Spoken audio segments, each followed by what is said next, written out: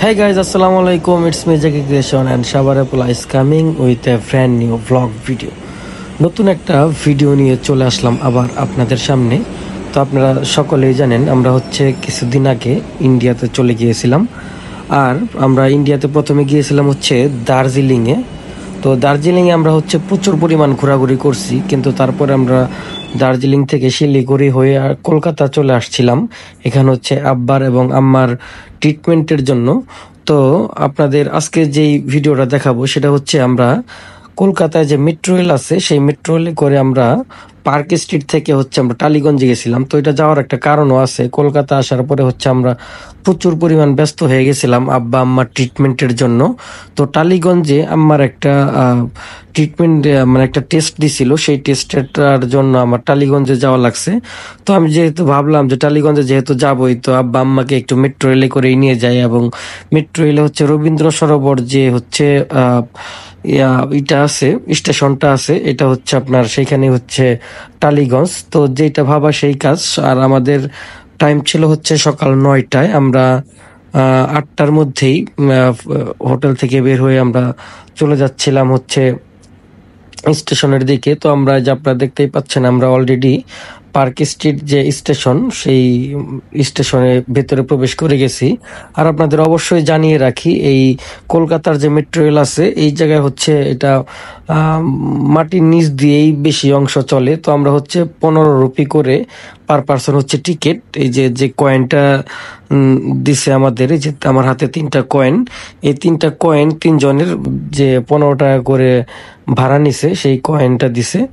তো আমরা এই কয়েনটা ওখানে শো করেই, যে এখানে অটো যে গেটগুলো আছে সেই গেটের মধ্যে শো করে আমরা ভেতরে প্রবেশ করে গেছি।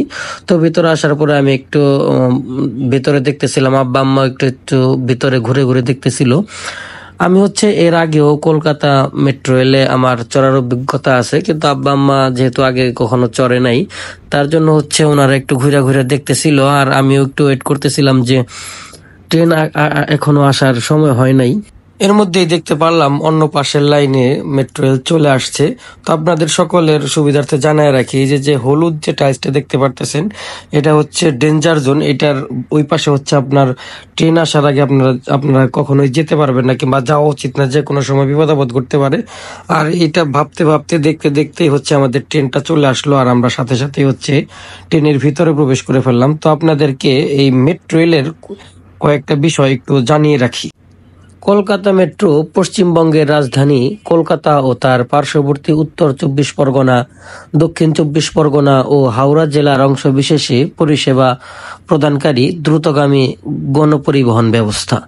2024 সালের মার্চ মাসের তথ্য অনুসারে কলকাতা মেট্রোর 4টি সক্রিয় রেলপথ রয়েছে, যেগুলি হল দক্ষিণেশ্বর থেকে কবি সুভাষ পর্যন্ত 32.33 কিমি দীর্ঘ নীল লাইন, সল্টলেক সেক্টর 5 থেকে শিয়ালদা পর্যন্ত 9.1 কিলোমিটার দীর্ঘ সবুজ লাইন, জোকা থেকে মাঝেরহাট পর্যন্ত 6.5 কিলোমিটার দীর্ঘ বেগুনি লাইন, কবি সুভাষ থেকে হেমন্ত মুখোপাধ্যায় পর্যন্ত 4.8 কিমি দীর্ঘ অরেঞ্জ লাইন। এই ব্যবস্থায় 59.38 কিলোমিটার পথে ব্রডগেজ এবং আদর্শ গেজ উভয় বিস্তর যুক্ত 50টি মেট্রো স্টেশন বিদ্যমান, যার মধ্যে 17টি স্টেশন ভূগর্ভস্থ অর্থাৎ মাটির নিচে, 21টি স্টেশন উত্তোলিত এবং 2টি স্টেশন ভূমিগত। এছাড়া আরো 3টি লাইন বিভিন্ন পর্যায়ে নির্মীয়মান হয়ে রয়েছে।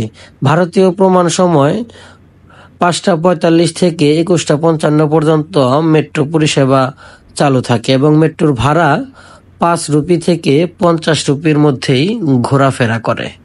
আর সেই সাথে আপনাদেরকে এই তথ্য জানাতে জানাতে কখন যে আমরা মেট্রো রেল থেকে নেমে হাঁটা চলা শুরু করে দিছি সেটা আমার মনেই নাই। কিন্তু আপনাদের একটা জিনিস মাথায় রাখতে হবে, যেই কয়েনটা দিয়ে আমরা মেট্রো রেলে প্রবেশ করতে ভেতরে ঢুকছিলাম সেই কয়েনটা আপনার হাতে রাখতে হবে। যখন আপনি কয়েন বের হবেন তখন অবশ্যই আপনার এই কয়েনটা প্রয়োজন হবে।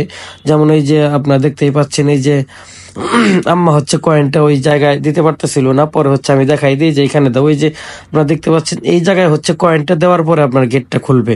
আপনি যদি কয়েনটা হারায় ফেলেন বা আপনার সাথে না নিয়ে আসেন, অবশ্যই কিন্তু আপনাকে আবার ভাড়া পে করে এই কয়েনটা নিতে হবে। কয়েনটা নেওয়ার পরে হচ্ছে আপনি এই মেট্রো স্টেশন থেকে বের হতে পারবেন।